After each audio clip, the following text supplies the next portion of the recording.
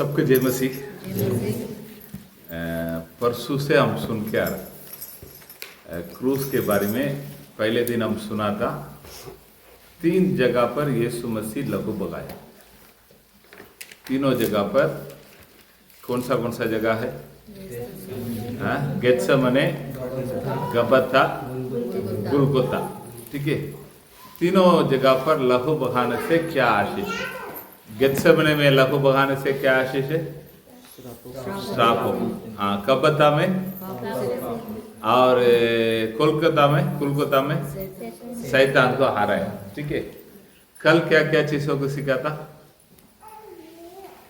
जैसे उन्होंने क्रूस पर विजय पाया, शैतान के ऊपर नहीं तो पापों के ऊपर कैसे विजय पाया है कर तो सबरे सिखाता। शाम को क्या सिखाता? 3 किला नहीं तो 3 मेंढक, इसके बारे में कल सिखाता। ठीक है, आज हम देखने के लिए जा रहा है एक अच्छे बात को। आइए पहले पत्रुस में पहले अध्याय में 19वां वचन। पहले पत्रुस में पहले अध्याय में 19वां वचन।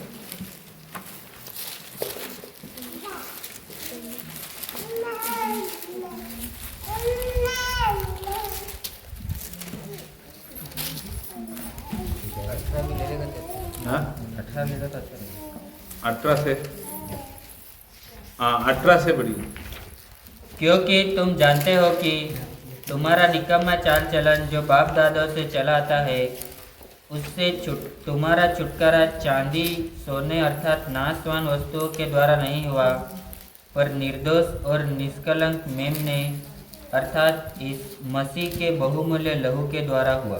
मसीह के बहुमूल्य लहू का द्वारा हुआ छुटकारा। हमारा छुटकारा कैसे हुआ है? मसीह के बहुमूल्य लहू के द्वारा। सब बोलिए, मसीह के बहुमूल्य लहू के द्वारा हमारा छुटकारा क्यों होने का?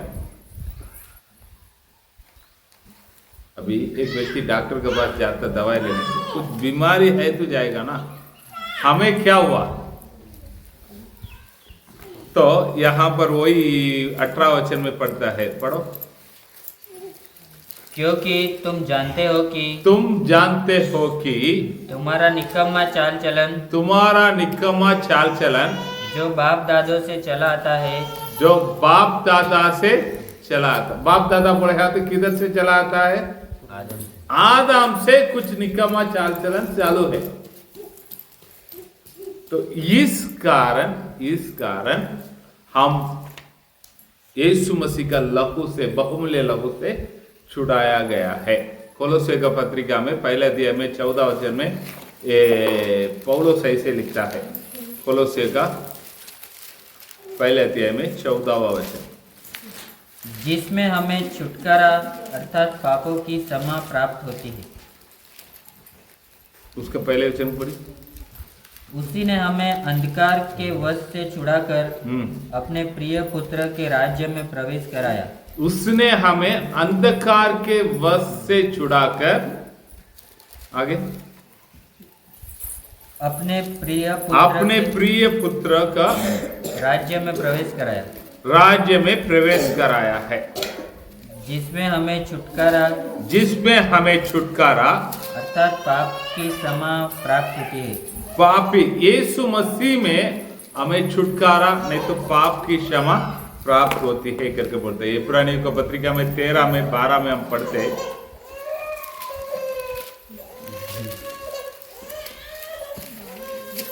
इसी कारण यीशु ने भी लोगों को अपने ही लहू के द्वारा पवित्र करने के लिए फाटक के बाहर इसके कारण यीशु ने लोगों को अपने लहू के कारण पवित्र करने के लिए फाटकों के बाहर दुख उठाए।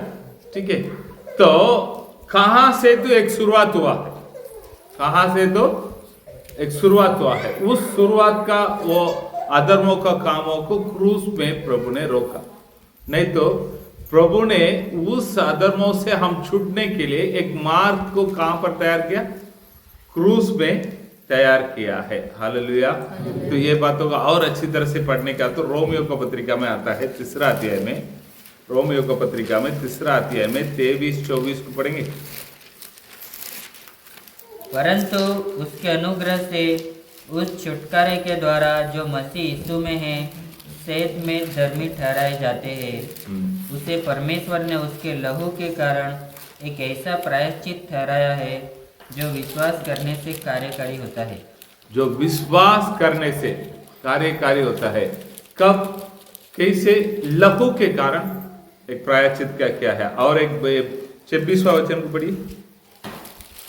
वरन इसी समय उसकी धार्मिकता प्रकट हो कि जिससे वो आप ही धर्मी ठहरे, ठीक है, और जो यीशु पर विश्वास करे उसका भी धर्मी ठहराने वाला हो। ठीक है। और ये सब बातों को लहू से छुटकारा है कर देखा है। तो और पौलुस ये रोमियो का पत्रिका पे अच्छी तरह से लिखता है 5वां अध्याय में 17 वचन से पढ़िए। क्योंकि जब एक मनुष्य के अपराध के कारण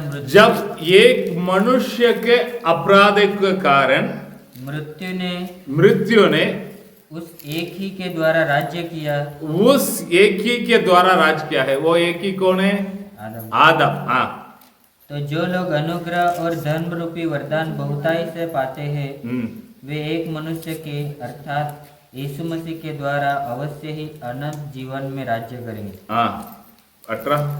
इसलिए जैसा एक अपराध सब मनुष्यों के लिए दंड की आज्ञा का कारण हुआ, एक अपराध सब मनुष्यों का आज्ञा का दंड का कारण हुआ, वैसा ही एक धर्म के काम सब मनुष्य के लिए जीवन के निमित्त धर्मी ठहराए जाने का कारण हुआ। जीवन के निमित्त धर्मी ठहराया जाने का कारण होता है। ठीक है।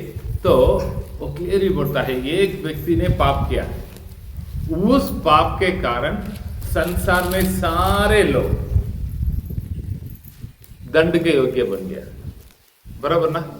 तो एक व्यक्ति ने क्रूस पे बलि चढ़ाकर उस दंड से बचाया। तो आप पूरे बाइबल में पढ़कर देखिएगा तो ये आदम का पाप, उसका क्षमा किधर होता है? क्रूस में होता है। ठीक है।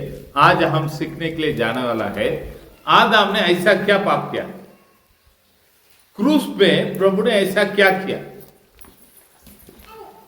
नहीं तो हम देखते हैं उत्पत्ति 3 अध्याय को हम हमारा आज स्टडी के लिए लेने वाला है। उस बातों को लेकर हम किधर आने वाला है? क्रूस पे क्या हुआ, उत्पत्ति 3 अध्याय में क्या हो रहा है, वो बातों को हम क्लियरली सीखेंगे।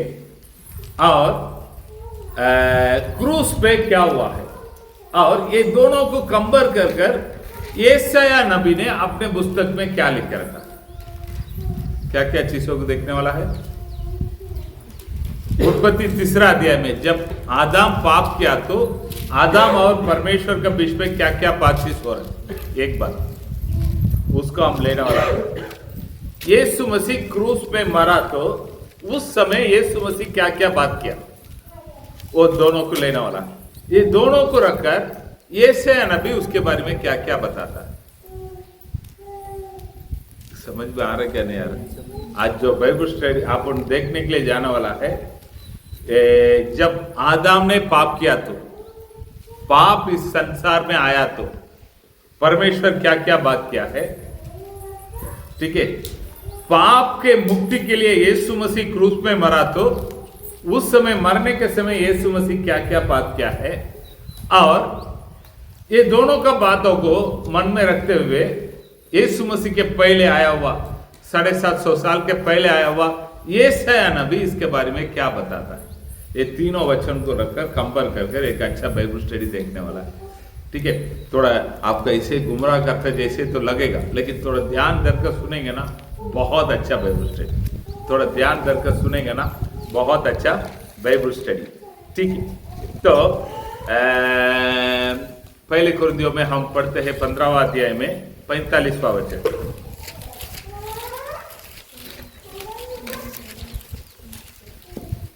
पहले कुरिन्थियों में 15 में 45।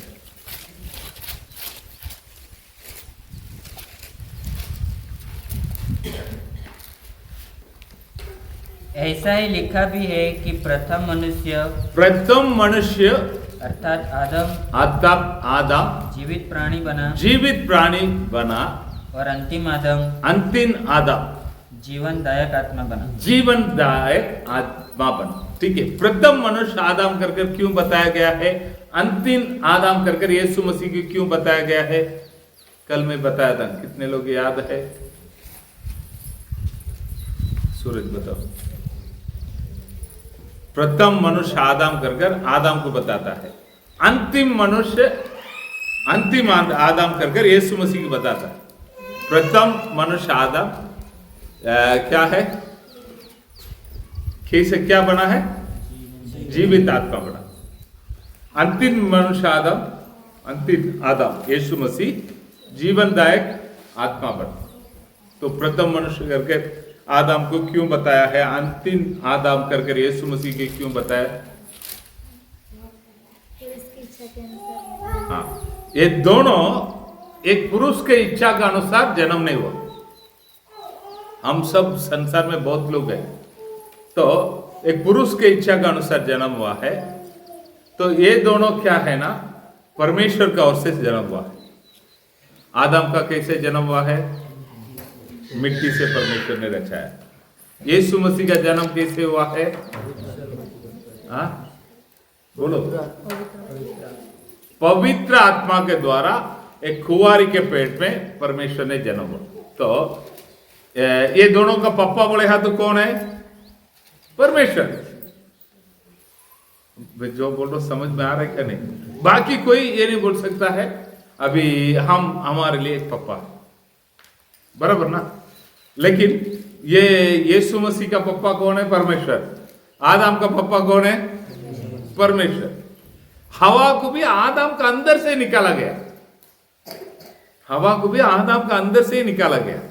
ठीक है, तो ये पहले प्रथम आदम अंतिम आदम करके बोलने का मकसद समझ गया रामदर? तो ये आज का हम देखने वाला है, प्रथम आदम ने पाप किया तो क्या क्या हुआ है, अंतिम आदम ने पाप का छुटकारा के लिए क्या क्या किया है। ठीक है, तो इसमें इंटरेस्टिंग बात क्या है मन में, परमेश्वर भी 7 वचन को बोलता है। यीशु मसीह क्रूस पे कितना वचन बोला है? सबको मालूम है, 7 वचन बोला है। लेकिन वहां पर भी परमेश्वर का बात क्या है? 7 ही वचन। यहां पर भी क्या है? 7 ही, मतलब 7 ही शब्द नहीं, एक सेंटेंस पूरा 7 बार बात किया। इधर भी यीशु मसीह 7 बार बात किया है। ठीक है, पहले 7 दूसरे 7 है, दोनों को कंपेयर करके देखेंगे तो क्या क्या किया है। कई समय क्या हो जाता मालूम है, मैंने भी एक बार आप लोग को वचन दिया था, यीशु मसीह भजन संगीता 22 को गाया कर कुछ लोग बोला है कर। लेकिन मैं ये सब ये करने के बाद ये पहले से नियुक्त किया गया है यीशु मसीह क्रूस में क्या क्या बोलने का। इधर है क्या? बाइबल को पढ़ने के समय ऐसे कोई भी लिखा है करके नहीं, एक एक शब्द को हम जोड़कर देख सकता है। बाइबल इस संसार में रहने वाला सबसे बड़े अच्छे से अच्छे लिटरेचर क्या बोलेगा तो बाइबल। मतलब फालतू बात इसमें कुछ नहीं, जो भी है परमेश्वर ने पवित्र आत्मा ने क्या क्या बताने का है वही बातों को लिख कर रखा है। तो उस समय ऐसे मुंह में जो भी आ गया बोल दिया है, ऐसा नहीं। यीशु मसीह क्रूस में रहने के समय मुंह में जो भी आ गया, नहीं तो जो परिस्थिति को देखकर बात किया है कर बोलने के लिए कुछ नहीं। पहले से सब कुछ क्या क्या करने का है, क्या क्या बोलने का है, पहले से बोलेगा तो कब से? आदि से, नहीं तो जगत के उत्पत्ति के पहले से, before the foundation of the earth. जगत के उत्पत्ति के पहले से यीशु मसीह का क्रूस प्लान किया गया है। जगत के उत्पत्ति के पहले क्रूस में क्या क्या होने का है ये किया गया है। जगत के उत्पत्ति के पहले वो क्रूस में क्या क्या किधर किधर लहू बहाने का, कितने बार लहू बहाने का प्लानिंग किया गया है। जगत के उत्पत्ति के पहले उसको कपड़ा पहनाने का, क्या नहीं पहनाने का, कौन सा कपड़ा पहनाने का, उसका मुकुट कौन सा मुकुट रखने का है, उसका क्रूस को ऊपर नेम कोड क्या रखने का है, सब कभी क्या प्लानिंग है,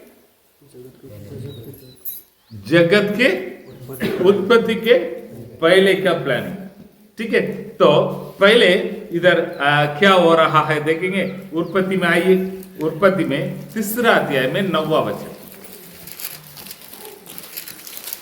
तब यहोवा परमेश्वर ने पुकार कर आदम से पूछा, तू कहाँ है? तू कहाँ है? यहोवा परमेश्वर ने पुकार कर किसको पूछा है? आदम से पूछा है, तू कहाँ है? बोलिए ना सब लोग, तू ठीक है, तू कहाँ है कर बोले हाँ, तो हम किसको देखकर पूछेंगे? हम लोग ये शब्द बोले तू किधर है करके बोलकर किसको देखकर पूछेंगे? हाँ? हम जिसको ढूंढते हैं वो नहीं मिलेगा तो किधर है बोलो, बराबर ना? तो ये वचन को ऐसे ऊपर से पढ़ेंगे तो हमको क्या लगता है, परमेश्वर ने आया है, आकर आदम को ढूंढता है, आदम मिला नहीं, इसके लिए आदम को पूछता है तू किधर है करके। सही है क्या गलत है? हाँ? परमेश्वर के बारे में इब्रानियों की पत्रिका 4 में 13 को पढ़िए।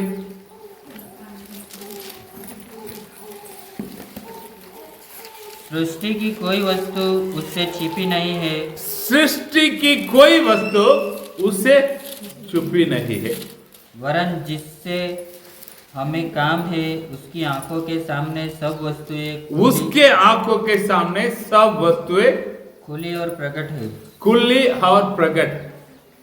तो प्रभु के सामने मैं किधर है उसको पता है, कौन सा रूम के अंदर क्या करता है, भले हम सोचेंगे रूम को बंद करके रखा है, प्रभु को मालूम है। इसके लिए भजन संहिता में भजन संहिता लिखने वाला बोलता है, मैं आकाश पे जाएगा तो उधर है, तो पृथ्वी में वो जोर के नीचे जाएगा तो उधर है, मैं तेरे आंख नजरों से छुप कर किधर जाऊं, मैं किधर भी जाएगा तो तू उधर है। तो ये बाइबल है, ये परमेश्वर के बारे में। लेकिन हम इधर बाइबल में क्या पढ़ता है, पहले परमेश्वर का सवाल, तुम कहां पर है? तू चुप गया भाई, तू दिखाई नहीं देता, तू किधर है? हमारा सोच ऐसे है, लेकिन ओरिजिनली उसको कैसे ट्रांसलेट करना चाहिए मालूम है, तुम कैसे है? क्या लिखा है? तुम कैसे हो? बहुत लोग इन दिनों में क्या करता है मालूम है, प्रभु से प्रार्थना करेगा, मैं प्रभु के पास आएगा नहीं, उधर जाता हूँ इधर जाता हूँ करके चला जाता है, तो प्रभु ऊपर से बैठकर देखते रहता है, ये किधर जा रहा है, क्या क्या करता है करके। ये बात सही, हम मसीह के लोग ये बातों को मन में रख लेने का। इसके लिए अच्छा से अच्छा उदाहरण यूसुफ को पाप करने के लिए उसका स्वामी का औरत जबरदस्ती कर, तब वो क्या बोलता है? हाँ, निकाल कर पढ़ लीजिएगा ना, बहुत जरूरी वचन है। 39 में आएगी।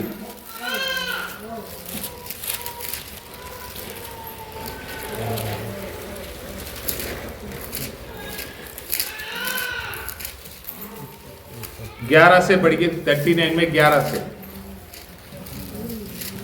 एक दिन ऐसा हुआ कि यूसुफ अपना कामकाज करने के लिए घर में गया और घर के सेवकों में से कोई भी घर के अंदर ना था। घर के सेवकों में से कोई भी घर के अंदर ना था। हाँ। तब उस स्त्री ने उसका वस्त्र पकड़कर कहा, मेरे साथ सो, पर वह अपना वस्त्र उसके हाथ में छोड़कर भागा और बाहर निकल गया।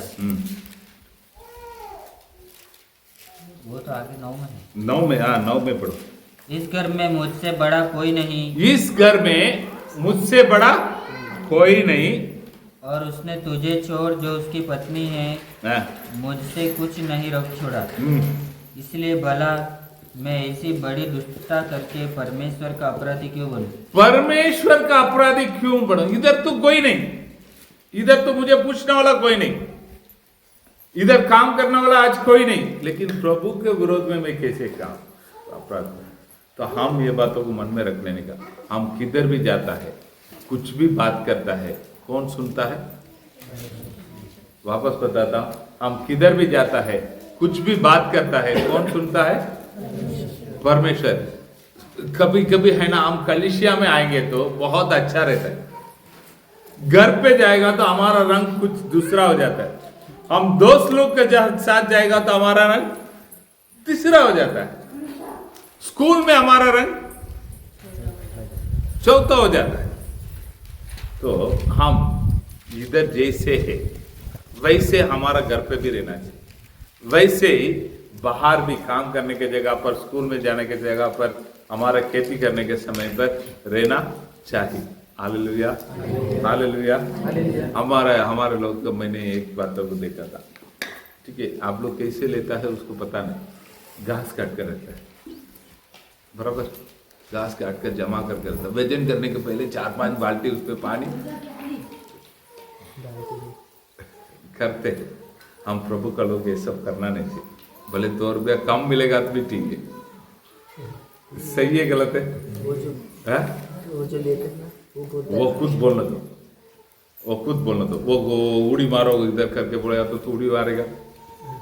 हम प्रभु के लोग, हम जो है तो समझ में आ रहा क्या नहीं? हम जैसे है वैसे रहना है। तो हम प्रभु के लोग, हम कभी भी क्यों मालूम है, हम किसको हिसाब देने वाला होना चाहिए? हाँ बोलिए ना, प्रभु को हिसाब देने का। हम क्या समझते हैं, हम तो इसका यही लेके जाता है, यही बोलता है डालने के लिए, हम डालो भाई, ठीक है। मैं ऐसा सोच रहा हूँ, अगर मैं रहेगा तो वो नहीं करेगा। हमारा सोसाइटी में पानी का नल लेने का था, बातचीत हो रहा था, 1 इंच का नल लेने का है, थोड़ा खिला पिला कर लेने का। तो सिस्टर ने उधर, मेरा पति तो ये सब करेगा नहीं, आप कितना भी करो, दूसरा कोई भी करेगा तो हमको बताए, सीधा बोल कर आगे। तो मैं एक क्या बताता हूँ, हम मसीह का है, हम हिसाब किसको देने का है? परमेश्वर को देने का। यहाँ पर ठीक है, अपना वचन में आ जाएंगे। यहाँ पर तुम कैसे हो, मैं बनाने के समय, तुमको सृष्टि करने के समय, जब इस आदम वाटिका में छोड़ने के समय तो कैसे था, अब कैसे हो? सवाल क्या आ रहा है? तो कैसे है, तो क्या स्थिति में है, और अच्छी तरह से बोलेंगे तो क्या स्थिति में है, यही है सवाल।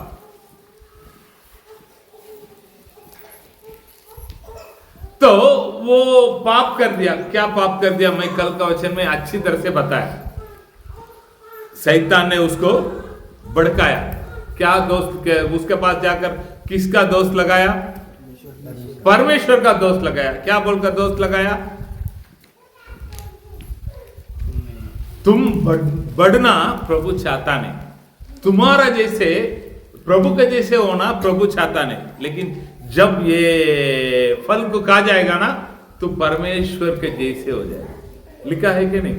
तो परमेश्वर के जैसे हो जाए। इसको मस्त भड़काया है, भड़का कर उसको खिलाने के लिए रखा है। जब वो खाने के बाद क्या किया है?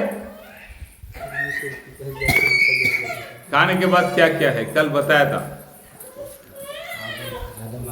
हाँ, आदम को जाकर उसके ऊपर दोष लगाते, देख तो परमेश्वर ने बोला है मत करो कर कर, तू खा लिया नहीं, अभी तू नंगा हो गया, तू पापी बन गया है, प्रभु के सामने खड़ा नहीं हो सकता है।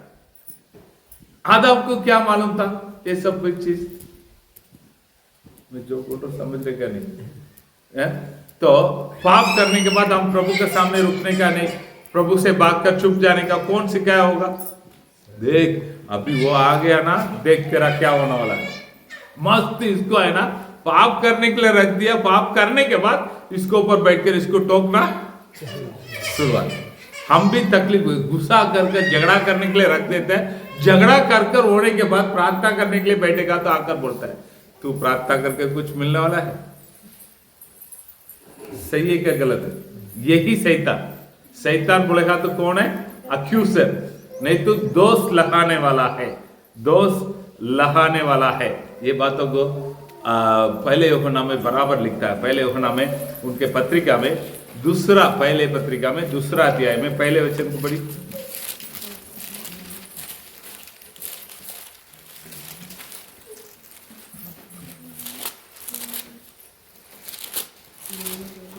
दूसरा दिन पहले से हे बालकों, मैं ये तुम्हें बातें इसलिए लिखता हूँ कि तुम पाप न करो। यदि कोई पाप करे तो यदि कोई पाप करे तो पिता के पास पिता के पास हमारा एक सहायक है, हमारे एक सहायक है, अर्थात धर्मी यीशु। धर्मी यीशु।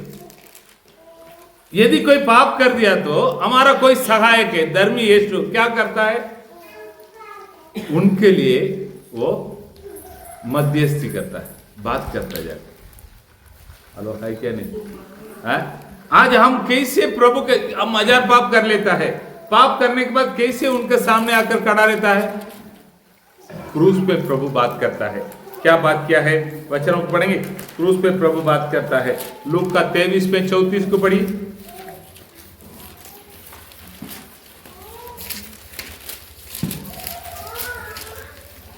तब यीशु ने कहा, हे पिता, इन्हें क्षमा कर। ये पिता इन्हें क्षमा कर। किससे क्षमा करने के लिए बोलता है?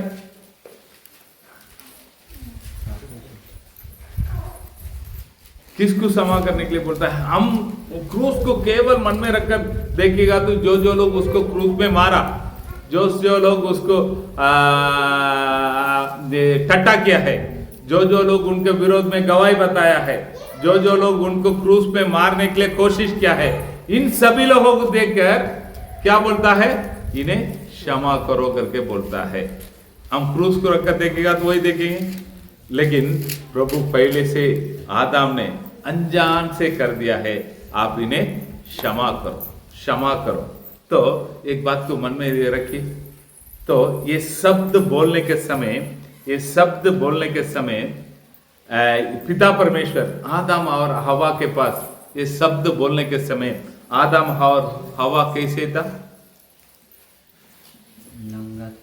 नंगा था। कैसे था? नंगा था। यीशु मसीह के बारे में हम बाइबल में पढ़ते हैं, वही वचन को आगे पढ़ो। लूक। उन्होंने चिट्ठियां डालकर उसके कपड़े बांट लिए। किसका कपड़ा बांट लिया है? यीशु मसीह का। आपको मालूम है यीशु मसीह क्रूस में कैसे मरा था? एक भी कपड़ा उसका अंदर नहीं था। तो वो अपना परमेश्वर है, उसको हम कैसे बताओ करके ज्यादा वो बातों को बाइबल स्टडी लेने वाला लोग ज्यादा बताता नहीं यीशु मसीह को कैसे नंगा बोल। और उसका फोटो में उसका ऐसा नंगा दिखाएगा तो अच्छा नहीं कर एक छोटा सा कपड़ा उसको पहना हुआ दिखा देता है। सच में क्रूस पे मरने के समय वो कैसा था? नंगा था। तो वो क्या करता है? अपने कपड़ा को लेकर किसको दे दिया है? आदम के लिए दे दिया।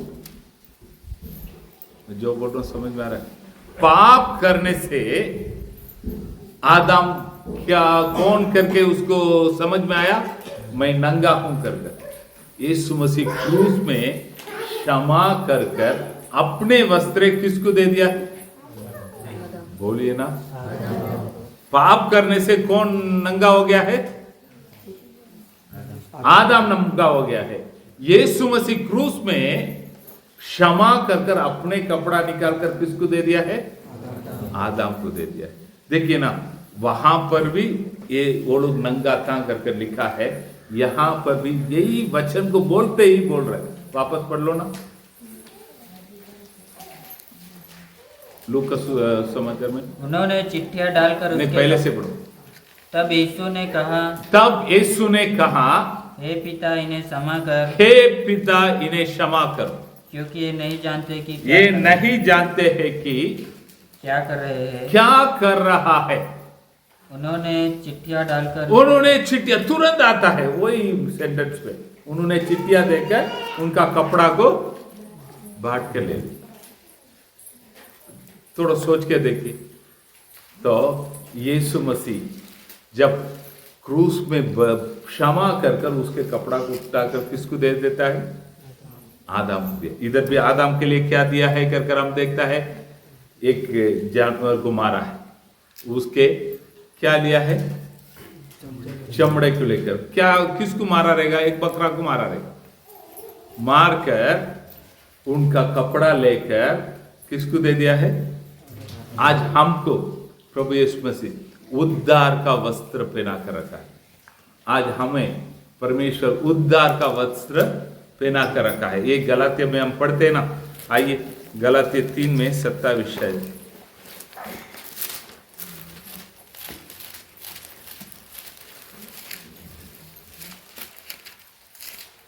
3 में 27। तुम में से जितनों ने मसीह में बपतिस्मा लिया है, जिनमें से जितनों ने मसीह में बपतिस्मा लिया है, उन्होंने मसीह को पहन लिया। मसीह को पहन लिया। इतना दिन वो लोग नंगा था, पापों में था, अब मसीह को पहन लिया है। क्या नहीं? हेलो है? तो ये बातों को यूहन्ना, ये यशायाह नबी क्या बताता मालूम है? यशायाह नबी का 53वां अध्याय में 12वां वचन को पढ़िए। इस कारण मैं उसे महान लोगों के संग भाग दूंगा और वह सामर्थियों के संग लूट बांट लेगा। नहीं। यशायाह नबी की किताब में 53 में 12।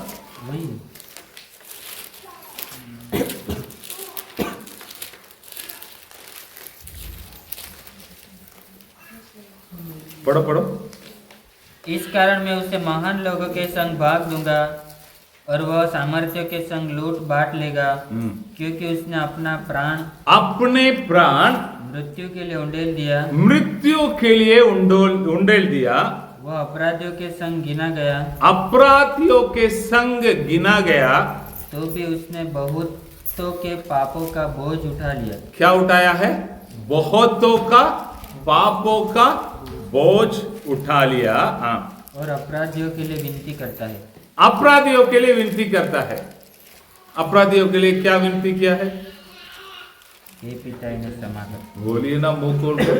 हे पिता इन्हें क्षमा कर। मेरा हिंदी समझ में नहीं आता, तो थोड़ा बात करेगा तो मुझे भी लगेगा ठीक है, सब लोग सुन रहे करके, नहीं तो कुछ अजीब भी लग रहा है। जो भी है मैं बाइबल में है, बाइबल का आपके सामने जोड़कर दिखाता हूं। तो वापस वो वचनों को पढ़ो।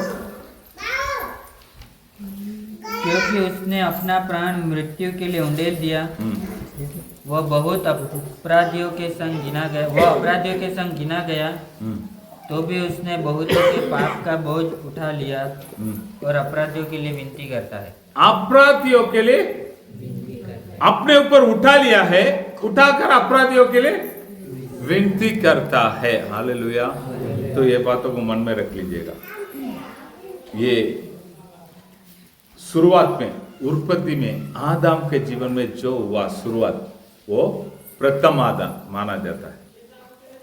तो अंतिम आदम यीशु मसीह ने जीवनदायक आत्मा कैसे बनाया? तो उन्होंने किया हुआ पापों को इन्होंने क्या कर दिया है? उसके लिए एक छुटकारा का ये कर दिया। यही रोमियो की पुस्तक में हम पढ़ा है। वापस एक बार पढ़ लेंगे ना, 5 में 17 से।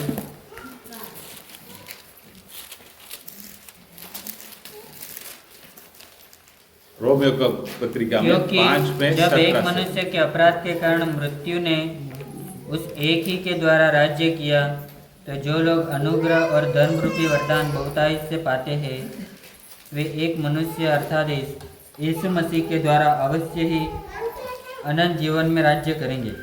ठीक है, एक मनुष्य के द्वारा सब अपराधियों में आ गया, एक दूसरा मनुष्य के द्वारा अनंत के राज्य का वारिस हो जाए। Hallelujah, hallelujah. तो क्रूस में पहले वचन यीशु मसीह क्षमा करो करके बोला, तो हम आगे से ये नजर में से उठा लीजिएगा। क्या नजर से? इतना दिन हम क्या सोच कर बैठा था? जो प्रभु यीशु मसीह को क्रूस पे मारा, जो यीशु मसीह को थूका है, जो यीशु मसीह को क्रूस में समर्पण किया है, अर्पण किया है, इन लोगों को देखकर इन्हें क्या कर रहा बेचारा समझ में नहीं आ रहा है, इसको क्षमा करो, ऐसे हम सोच के रहते हैं। नहीं, आदम के ओर से प्रभु आ रहा है, आदम के ओर से। तो वो नंगा है, इधर अपना कपड़ा को निकाल कर उनको दे दिया। Hallelujah, hallelujah. पहले वचन ये हो रहा है, किसी को कुछ शक है इसमें? बराबर यीशु मसीह बोला है, पिता परमेश्वर बोला है, यीशु मसीह बोला है, बराबर आ रहा है? ठीक है। दूसरा वचन का और हम जाएंगे, दूसरा वचन का और जाएंगे। उत्पत्ति 3 में 11 को पढ़िए। उसने कहा, किसने तुझे बताया कि तू नंगा है? जिस वृक्ष का फल खाने को मैंने तुझे मना किया था, क्या तूने उसका फल खाया है? ठीक है, इधर क्या बताता है? किसने बताया तू नंगा है कर कर? जिस वृक्ष का फल मैं खाने के लिए मना किया था उसको खाया। ठीक है, तो अब एदेन वाटिका में अपन सब उधर जाकर देखने गए। एदेन वाटिका में क्या किया था? हाँ बोलिए ना। सब कुछ नहीं करके कुछ नहीं करके बोले यार, पाप को जोड़कर बाकी सब उधर है। 4 नदी उसके अंदर चलता है, बराबर है कि नहीं? और क्या है करके देखेंगे तो संसार में जितने झाड़ है उतने झाड़ उधर था। आपको लगता नहीं? आपको लग रहा है? आम अमेरिका में नहीं, मैंगो ट्री, ऐसा सुना है, मैं जाकर देखा नहीं, उधर नहीं करके सुना। ठीक है, ये लंबा सिंग अपन खाते हैं ना, अमेरिका में रहने वाला इधर से लेके जाता है। ठीक है, लेकिन अमेरिका में ऐसा कुछ फ्रूट्स है।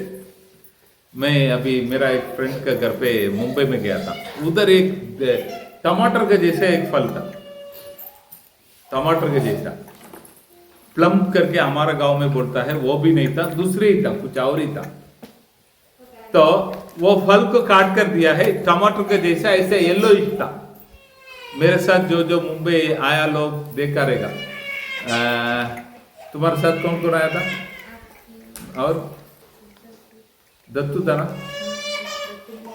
ये सुमन काया याद है? टमाटर के जैसा एक फल था मेरे दो फ्रेंड के घर पे, वो चाइना का था करके कुछ बोल रहा था। टमाटर का जैसा येलो कलर में था। ठीक है, येलो कलर में था, कुछ अलग ही टेस्ट था। ये अच्छा था क्या नहीं? ठीक है, तो वो किधर मिलता है करके बोला तो एक्सपोर्ट करता है, कहां से? इंपोर्ट करता है, चीना से।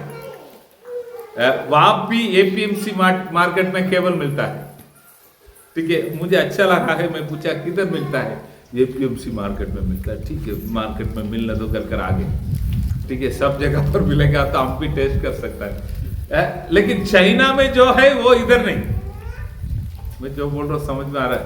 लेकिन एदेन वाटिका में सब कुछ था, लंबा सिंह है।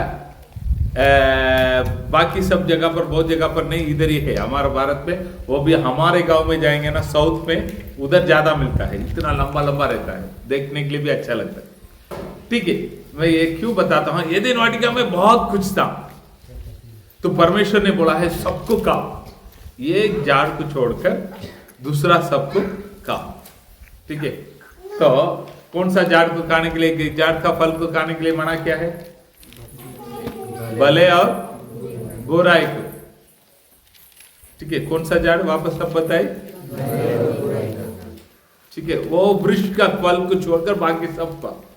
तो अभी देखो ना, ये दिन वाटिका में परमेश्वर ने स्पेशल ट्री करके दो इसको रखा है, स्पेशल एकदम बहुत स्पेशल झाड़ करके दो को रखा। एक तो भले और बुराई का झाड़ है, दूसरा जीवन का वृक्ष, जीवन का वृक्ष। ठीक है, आदम क्या करना चाहिए था? ये खाया, उसको पहले जीवन का वृक्ष को खाकर इसको खाता तो क्या होता था? जीवन का वृक्ष बोलेगा तो क्या है? क्या? वो एक बार खा लिया तो मृत्यु नहीं उसको। वो फल का खासियत बात क्या है? बोलिए ना थोड़ा मुंह पे। खाने के बाद अनंत काल के लिए जिएगा। लेकिन ये भाई साहब ने क्या कर दिया है?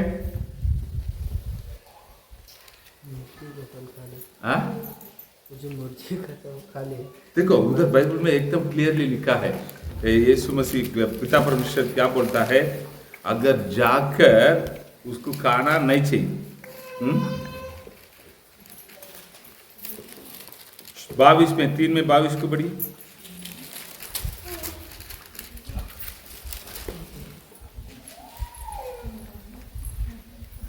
फिर यहोवा परमेश्वर ने कहा, मनुष्य भले बुरे का ज्ञान पाकर हम में से एक के समान हो गया है, इसलिए अब ऐसा न हो कि वह हाथ बढ़ाकर जीवन के वृक्ष का फल भी तोड़ के खा ले। हाथ बढ़ाकर जीवन का वृक्ष का फल को भी तोड़कर खाए और सदा जीवित रहे। सदा जीवित रहे। तो जीवन का वृक्ष का फल को खाने के लिए मना किया गया है क्या? नहीं किया गया। आदम को जीवन का वृक्ष का फल को खाने के लिए मना किया है क्या? नहीं था। खाने के लिए बोला था। निरुति समझ नहीं आ रहा। पहले की बात में पहले आदम बोलते ना सबको खाओ। उस समय जीवन का वृक्ष का फल को खाने के लिए इसको मना है क्या? खा सकता है, खा सकता है। प्रभु ने उसको खोल कर ही छोड़ा है, उसको कोई बाउंड्री नहीं लगाया, उसको खाने के लिए मना भी नहीं किया है। तो आदम को यह अधिकार था, जीवन का वृक्ष का फल को भी खा सकता था। खाने का नहीं करके एक ही फल है, कौन सा है? भले और बुरे का ज्ञान ये देने वाला वृक्ष का फल को, झाड़ का फल को खाने का नहीं था। तो ये क्या कर दिया है? शैतान ने भड़काया, जाकर उसको तोड़कर खा लिया है। खा लिया तो प्रभु उसको बाहर निकालने का मकसद क्या है? ये अभी हाथ बढ़ाकर उस वृक्ष का फल भी खाना नहीं चाहिए। खा लिया तो क्या हो जाता था? अगर समझो ना, एक उदाहरण के लिए, नहीं तो अपना सोच के लिए बताता। अगर वो फल को तोड़कर खा लिया, जीवन का वृक्ष को फल को तोड़कर खा लिया, तो क्या होगा? पापी स्वभाव वाला व्यक्ति मरता ही नहीं। पापी स्वभाव वाला व्यक्ति मरेगा ही नहीं, उस पाप स्वभाव का साथ सदा जीवित रहेगा। तो कैसे रहेगा? देखो, हमारा गांव में एक दुष्ट रहता है, पूरा गांव वाला को हिला डालता है। हो रहा क्या? नहीं हो रहा? एक है हमारा। मैं मुंबई में रहने के समय एक व्यक्ति था, बहुत अच्छा इंसान था, बहुत अच्छा इंसान था। लेकिन वो जिस दिन दारू पी लिया, गया काम से, घर के सामने आकर बैठेगा, इतना गंदा गंदा गाली देगा, पूछे मत। तो रात को 8 बजे शुरुआत होगा, तो गालियां 1 बजे 2 बजे तक चलते रहेगा। लेकिन सवेरे उठेगा तो किसी से बात नहीं करेगा। ये भी ऐसा गाली दे सकता है क्या? कर हम विचार में आ जाएंगे, विचार में आ जाएंगे। तो आखिर में अनंत काल का जीवन में ऐसे लोग आ गया तो पृथ्वी और स्वर्ग का कुछ फर्क रहेगा? मैं जो बोल रहा हूं ना, आप थोड़ा सोच कर देखिए। और पृथ्वी में और स्वर्ग के कुछ फर्क नहीं है। तो प्रभु का इच्छा क्या है ना, मनुष्य कब अनंत काल के जीवन में जाना चाहिए? और उनके पापों को क्षमा होकर, पवित्र होकर वो अनंत काल के जीवन में जाना चाहिए। तो इसीलिए प्रकाशित वाक्य में 2 अध्याय में 7वां वचन को पढ़ी।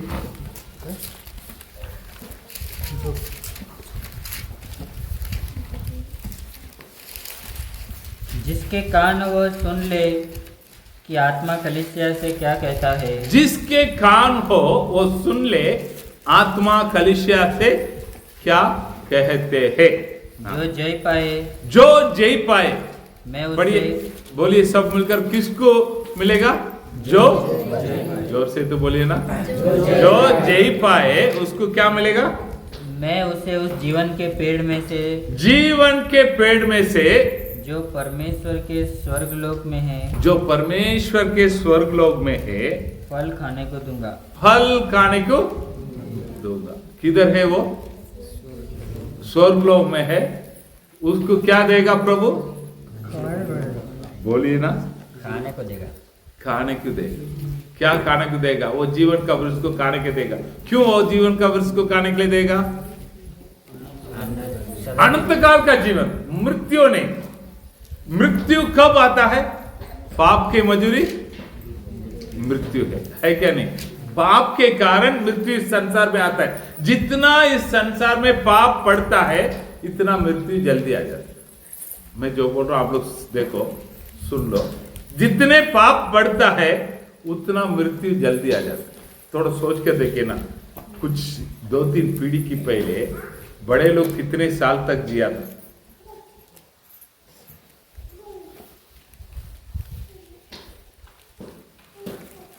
मेरे दादा है, वो मरने के समय उसका उम्र 90 कुछ था। मेरे दादी है, वो मरने के समय उसका उम्र 85 क्या उससे भी ज्यादा था। ठीक है, तो लेकिन इन दिनों में लोग कितने में चला जाता है। कल एक बच्चन को देखा था मालूम, जिसको दीर्घायुष है, किसको दीर्घायुष मिलेगा करके बोला है। दीर्घायुष प्रभु का कौन सा हाथ में है। लेफ्ट में है क्या राइट है। उसका दाहिने हाथ में दीर्घायुष है। जिसको दीर्घायुष नहीं करके बताया था, जो ज्यादा लालच करता ना, ज्यादा लोभ करता ना, वो जल्दी उड़ जाएगा। ठीक है, आप लोग थोड़ा मन में रखकर देखिए कौन जल्दी ऊपर जाता है। नहीं, बाइबल को है ना सीखने का है। शक्कर देखो यहोवा कितना बड़ा है। बाइबल में है सही है क्या गलत है। कोई मर गया था, हाँ मर गया, क्या मुझे क्या करना। थोड़ा बैठकर वो कैसे था, वो कैसे रहा। कुछ भी ये संसार में हो रहा तो क्यों हुआ है, थोड़ा एक सवाल को डालकर देखिए। जितना पाप बढ़ता है उतना मृत्यु भी जल्दी आ जाता है। बढ़ता नहीं, जल्दी आ जाता है।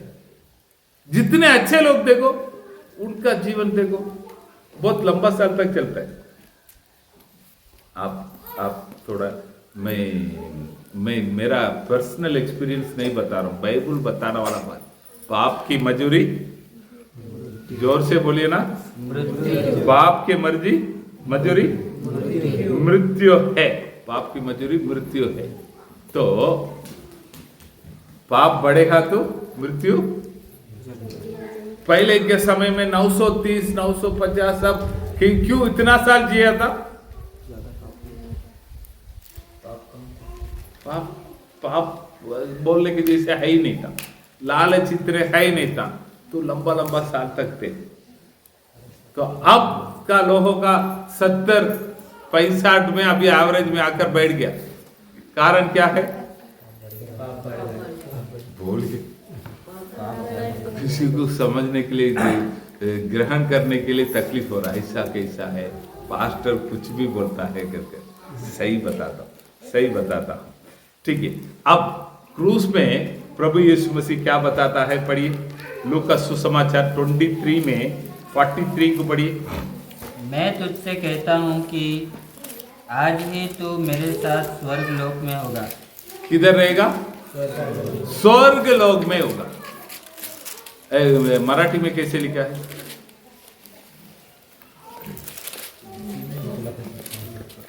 पढ़ो ना फटाफट। तो पढ़ो 23 में, लूका सुसमाचार 23 में 43। गुजराती में कैसे है? मी तुला खचित सांगतो, तू आज माझ्या बरोबर सुख लोक बोलेगा तो स्वर्ग को क्या बोलता है मराठी में, सुख लोक। तो गुजराती में पढ़ो। હું તને ખચિત કહું છું કે આજ તું મારી સાથે પારાદેશમાં હોઈશ। पारादेश में होइल। ठीक है, इंग्लिश में कैसा है करके देखो, कौन सा वर्ड आ रहा है।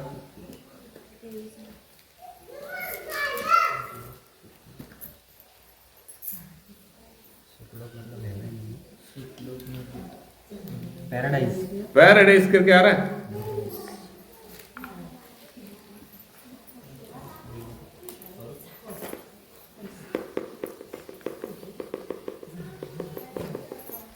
ठीक है, तो ये लोग पाप किया है। उत्पत्ति में हम क्या देखा था, परमेश्वर ने एक वृक्ष का फल को खाने के लिए मना किया था, उसको खाया तो इन लोगों को बाहर निकालने वाला। अब स्वर्ग में क्रूस में रहकर प्रभु यीशु मसीह क्या बताता है? क्रूस में रहकर यीशु मसीह क्या बताता है?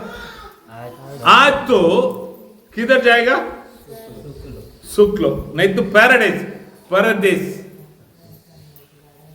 परदेश ना, पारादेश, पारादेश, ठीक है। पैराडाइज मैं इंग्लिश में बता देता हूं, पैराडाइज। यीशु मसीह किसको बोलता है? एक चोर को देकर, ठीक है।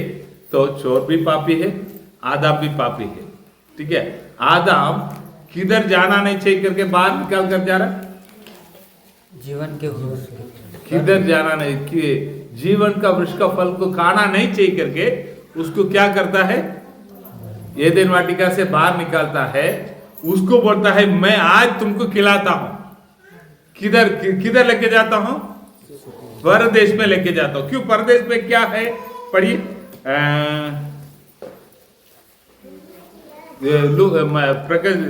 प्रकाशित वाक्य में 2:7 को पढ़िए।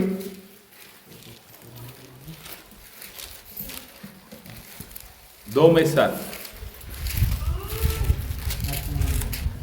जो जय पाए मैं उसे जीवन के पेड़ में से जो परमेश्वर के स्वर्गलोक में है फल खाने को ठीक दूंगा। है, परमेश्वर का स्वर्गलोक हमारा तमिल बाइबल में जो पैराडाइज में है ना, जो पैराडाइज में है ना, उस पैराडाइज में ये जीवन का वृक्ष रहेगा, मैं उसको खिलाऊंगा।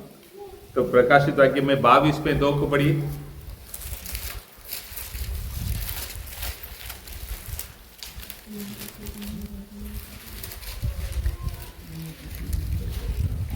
में 2। उस नदी की सड़क के बीचों बीच बहती थी। नदी के इस पार और उस पार जीवन का वृक्ष था। उसमें 12 प्रकार के फल लगते थे। वह हर महीने फलता था और उस वृक्ष के पत्तों से जाति जाति के लोग चंगे होते थे। हाँ, ठीक है। वो पाप के साथ उस फल को नहीं खा सकता है। पापों को क्षमा करने के बाद प्रभु बोलता है तुमको अभी परदेश में लेके जाओ, पैराडाइज पे लेके जाऊं। पैराडाइज बोलेगा तो एक इंटरेस्टिंग बात बताओ। इस संसार में इंग्लैंड का महारानी अभी है चार्ल्स राजा, उसके पहले एलिजाबेथ महारानी था। उसका बंगला अभी वहां पर है इंग्लैंड में। इंग्लैंड में अगर कोई उसको मिलने के लिए जाएगा तो उधर एक गार्डन है, उस गार्डन का नाम पैराडाइज। उस गार्डन का नाम क्या है? उस गार्डन में थोड़ा समय बैठना पड़ेगा। जब तक अंदर से बुलाहट नहीं आ रहा तब तक बाहर बैठने का है। तो बाहर बैठने के बाद जैसे आया तुरंत अंदर किसी को भी नहीं छोड़ेगा। थोड़ा समय उस पैराडाइज पे बिता देंगे, बिता कर उसको लेके जाएंगे। वो वाटिका में इतना जोरदार ये रहेगा, मतलब झाड़ भीड़ बहुत जोरदार रहेगा, देखने के लिए बहुत सुंदर लगेगा बोलते। तो उधर जाकर बैठेगा तो अच्छा लगेगा, ठीक है। तो उन लोग क्या बोलता, बाहर से आने वाला थोड़ा समय बैठो। किधर बैठने का है? परदेश में बैठो। तो महारानी का जब बुलाहट आएगा तो किधर जाने का है? उसके महल के अंदर जाने का है। तो हमारे लिए भी ऐसे है, प्रभु यीशु मसीह आएगा, हम किधर जाकर थोड़ा समय बैठने वाला है? आकाश पे। हम मालूम है क्या नहीं? हम सब गाना गाता ना, सब मिलकर गाइए ना। नीले आसमान के पार जाएंगे, मेरा यीशु रहता वहाँ। नीले आसमान के पार जाएंगे, मेरा यीशु रहता वहाँ। हम मिलेंगे बादलों पर, हम मिलेंगे बादलों पर, देखेगा सारा जहां, देखेगा सारा जहां। ठीक है, हम जाकर किधर? बादलों पर, परदेसी पर, ठीक है। वो स्वर्ग के, तो बाइबल स्कॉलर्स का बोलने का मतलब ये है, मैं जाकर देखा नहीं, यहूदी लोग का रफा है, रबाई लोग ये बातों को बोलता है। क्या बात को मालूम है? स्वर्ग कैसे रहेगा बोलेगा तो स्वर्ग जाने के पहले पैराडाइस रहेगा।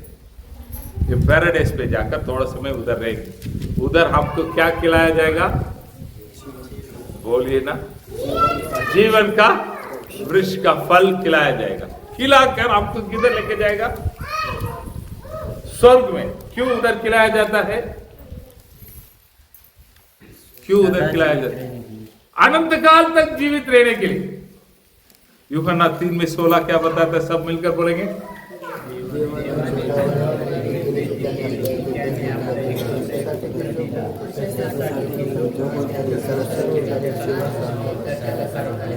सर्वकालिक जीवन, अनंत काल का जीवन प्राप्त होना चाहिए। बराबर ना? अनंत काल का जीवन कैसे मिलेगा? परदेश में रहने वाला जीवन के वृक्ष से फल किसको खाने के लिए मिलेगा? जो जी पाए, जो जी पाए उसको खाने के लिए मिलेगा। खिलाकर किधर भेज देगा? स्वर्ग भेज देगा। है क्या नहीं? बाइबल है। ये से इसके बारे में क्या बताता मालूम है? ये से इसके बारे में ऐसा नबी के पुस्तकों में 53 में 53 में 5, परंतु वह हमारे ही अपराधों के कारण घायल किया गया। हमारा ही अपराधों को कारण घायल किया गया। वह हमारे अधर्म के कामों के कारण हमारे अधर्म के कामों का कारण कुचला गया। हमारी ही शांति के कारण उस पर ताड़ना पड़ी। क्यों ताड़ना पड़ी है? हमारे ही शांति। हेलो, इधर देखिए, हमारे शांति के कारण ताड़ना पड़ी। तो कोलोसी के पुस्तक में आएगा तो पौलुस और अच्छा बताता है। पौलुस में कोलोसी का पत्रिका में पहले अध्याय में 20वां वचन की पढ़िए। उसके क्रूस पर बहे हुए लहू के द्वारा, उसके क्रूस पर बहे हुए लहू के द्वारा मेल मिलाप करके सब वस्तुओं का उसी के द्वारा से अपने साथ मेल कर, चाहे वो पृथ्वी पर की हो चाहे स्वर्ग में की, चाहे वो पर की हो वो स्वर्ग में की। तो स्वर्ग में रहने वाला का साथ कैसे मेल करता है? थोड़ा सोच के देखिए। वापस वो वचन पढ़ो। उसके क्रूस पर बहे हुए लहू के द्वारा, उसके क्रूस पर बहे हुए लहू के द्वारा मेल मिलाप करके, मेल मिलाप किसका मेल मिलाप किया है? स्वर्ग और पृथ्वी के। अभी हम स्वर्ग में जा सकते हैं। अब हम स्वर्ग में जा सकते हैं क्योंकि यीशु मसीह का क्रूस पे बहे हुए लहू से हमें धो लिया है। हालेलुया। अभी परदेशी में जाने के लिए आदम को मना किया गया था। हमको प्रभु यीशु बोलता मेरे द्वारा तुम उधर जाएगा। इसलिए एफेसियों का पत्रिका में 2 अध्याय में 13 वचन में पौलुस लिखता है। एफेसियों का पत्रिका में 2 अध्याय में 13 वचन, पर अब यीशु मसीह जो तुमसे पहले दूर थे, मसीह के लहू के द्वारा निकट हो गए हो। मसीह के लहू के द्वारा हम निकट हो गया। हमको दूर करके रख दिया था आदम को ये दिन वाटिका के अंदर आओ मत करके क्या रख दिया? करूब को रख दिया था। अभी मसीह के लहू के द्वारा हम कैसे हो गया? निकट आ गया। पहले आदम तो रहने के समय प्रभु आकर उसको मिलने के लिए आता था, प्रभु से वो बातें करता था। अब हमें प्रभु है, उससे मिलने के लिए आता पड़ेगा था, हमेशा हमारा अंदर ही आकर रहते। कैसे हुआ है? प्रभु के लहू के द्वारा। तो इसलिए दूसरा वचन क्या बोलता है? आज तू परदेश में रहेगा, पैराडाइस में। किसको बताया जाता है? किसको? चोर को बताया जाता है कर हम समझ रहे, लेकिन बाइबल क्या बताता है? चोर को केवल नहीं, जो लोग प्रभु के पास आता है सबको बोलता है तुम्हारा पूर्ण पिता आदम के पाप के द्वारा तुम लोग उधर से दूर हो गया था, अब तुमको किधर जाएगा? आदम पाप करने से क्या हो गया था? नंगा हो गया था। उसने पाप कर क्षमा कर कपड़ा पहना दिया। कपड़ा पहना कर क्या बोलता है? अभी मैं परदेशी स्वर्ग में ले जाऊंगा। Hallelujah, hallelujah, hallelujah. दूसरा वचन समझ में आया? पहले वचन क्या था? तू कहाँ है? तू कैसे है? तू कैसे है? तो उसको बोलता है तो कैसे, अभी तुम्हारा पापों को क्षमा करता हूं। तीसरा क्या था? दूसरा क्या था? तो वृक्ष का जीवन का वृक्ष का फल खाया। अभी यीशु मसीह बोलता है मैं खिलाता हूं। किधर? परदेश में। ठीक है। वचन क्या है? उत्पत्ति 3 में 12 को पढ़ेंगे।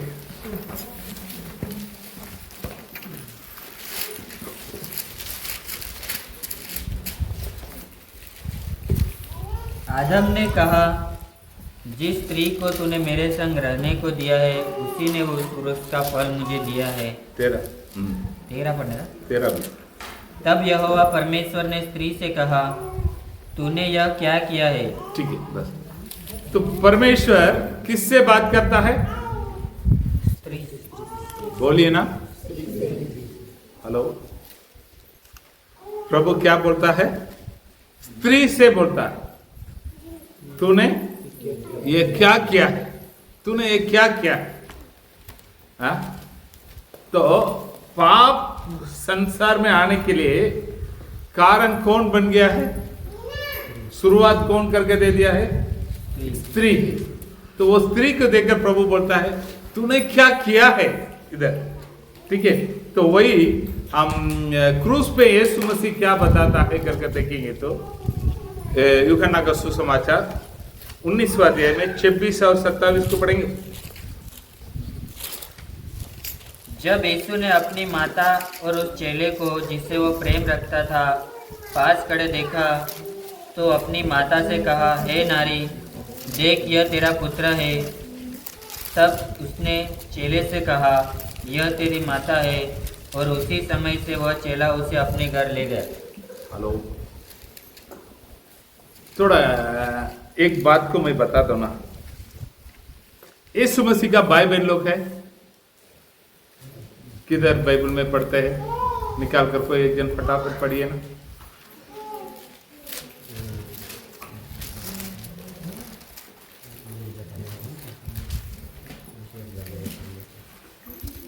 क्या वह बड़े नहीं? मरकुस 6 में मरकुस 6 में 3 पढ़ो। क्या वह वही बड़े नहीं जो मरियम का पुत्र और याकूब और योसेस और यहूदा याकूब, योसे, यहूदा और समन का भाई है? समन का भाई। हाँ। क्या उसकी बहनें हम यहाँ हमारे बीच में नहीं रहती? उसके बहनें हमारे बीच में नहीं रहती। तो ये ऐसा लगता है हमें उनके सारे बच्चों लोग को प्रभु ने साइड हटा दिया है, हटाकर यूहन्ना का हाथ में उनको जिम्मेदारियां दे दिया। कभी आप लोग सोचा है उनके भाई लोग भी है ना संभालने के लिए? नहीं। यीशु मसीह मरने के बाद हम देखेगा तो याकूब कौन है? बोलेगा तो याकूब का पत्रिका लिखा हुआ याकूब यीशु मसीह का भाई, यीशु मसीह का भाई है। जब पौलुस आकर बात करता है यरूशलेम में, कौन सब निर्णय लेने वाला कौन है? याकूब। वो एक यीशु मसीह का भाई है। यहूदा पत्रिका लिखा है, कौन है? यीशु मसीह का भाई है। इतने लोग रहने के बावजूद भी उसके लिए कोई नहीं करके यीशु मसीह ऐसा उत्तर देने कर लगता है। तो इधर एक शब्द को मैं आप लोग के बीच पे लेके आता हूं। स्त्री को देखकर पिता परमेश्वर, तूने क्या किया है? हवा को देखकर नहीं, स्त्री को देखकर। क्रूस पे रहकर भी यीशु मसीह क्या बोलता है? क्या? हे नारी, ये नारी, ये स्त्री, बराबर ना? हे मेरे मां करके बोलना चाहिए था, है क्या नहीं? तो ये क्या है ना, स्त्री के द्वारा आया हुआ पाप है। स्त्री ने रास्ता खोलकर दे दिया है। वो स्त्री को देखकर प्रभु बोलता है तुम्हारे लिए एक बच्चा को मैं देता हूं,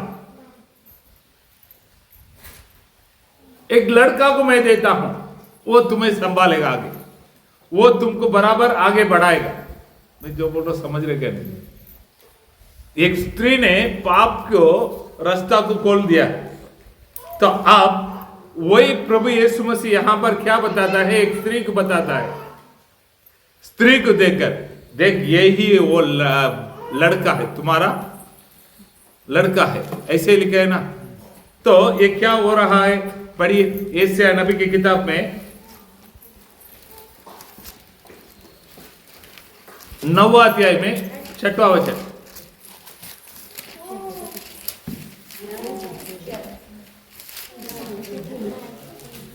यशायाह नबी की किताब में 9वां अध्याय में 6वां वचन। क्योंकि हमारे लिए एक बालक उत्पन्न हुआ, हमें एक पुत्र दिया गया है, और प्रभुता उसके कांधे पर होगी, और उसका नाम अद्भुत युक्ति करने वाला, पराक्रमी परमेश्वर, अनंत काल का पिता और शांति का राजकुमार रखा जाएगा। वापस पढ़ो।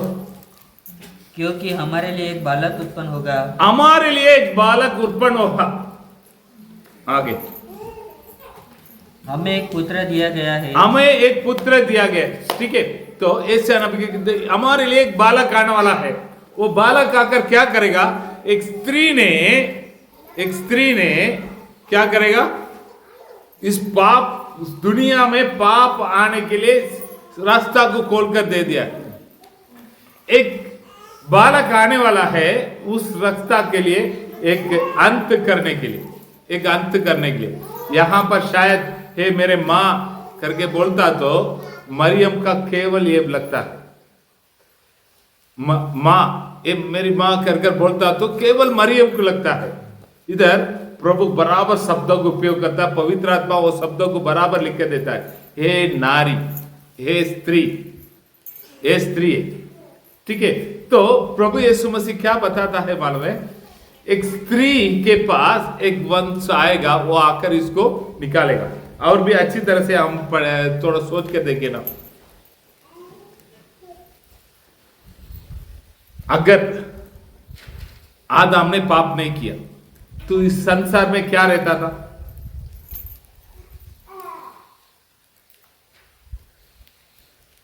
पाप करने से इस संसार में क्या आया, बाइबल का लैंग्वेज में बोलेगा,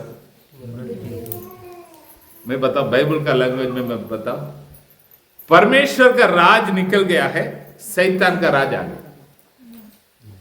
परमेश्वर का राज निकल गया है, शैतान के राज आ गया।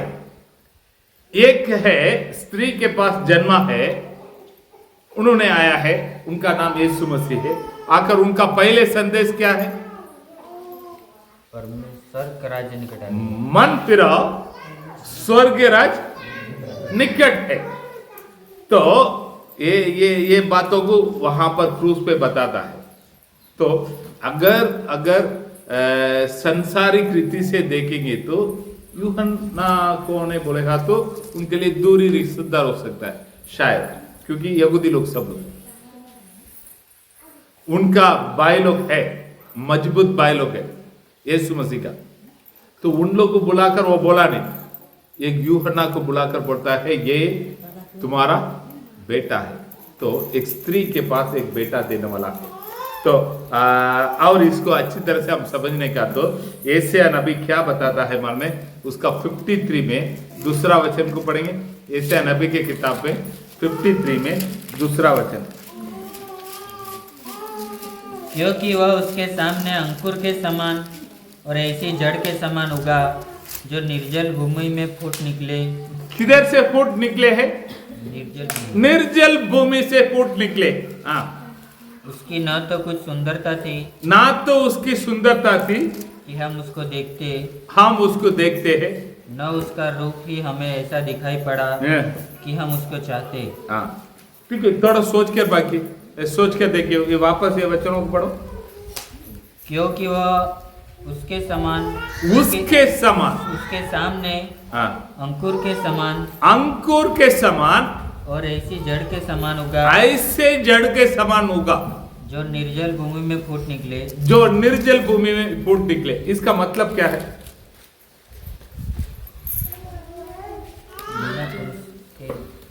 ठीक है, ये अच्छी तरह से समझने का, तो ये बाइबल में पहले इब्रानी भाषा से पहले पहले इब्रानी भाषा से यूनानी भाषा में पुराना करंट ट्रांसलेट किया गया। 70 लोगों को रखकर ट्रांसलेट किया गया।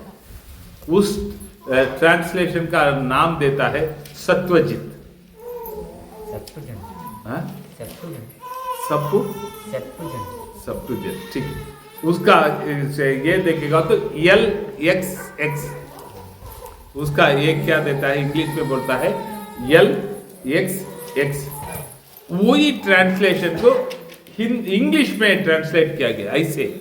उसका ट्रांसलेशन ऐसा है LXXE, ई को केवल उसने ऐड किया, ठीक है। एक पहले अनुवाद किया हुआ एक बाइबल। तो उस बाइबल में क्या लिखा है मालूम है? We brought a report as of a child before you, यानी एक बच्चे के बारे में आपके पास एक कंप्लेंट को लेके आता हूं, कंप्लेंट को लेके आता हूं। एक बच्चे के बारे में आपके पास एक कंप्लेंट को लेके आता हूं। क्या कंप्लेंट है? वो बच्चे सूखा भूमि में से आया है। कौन सा भूमि में से?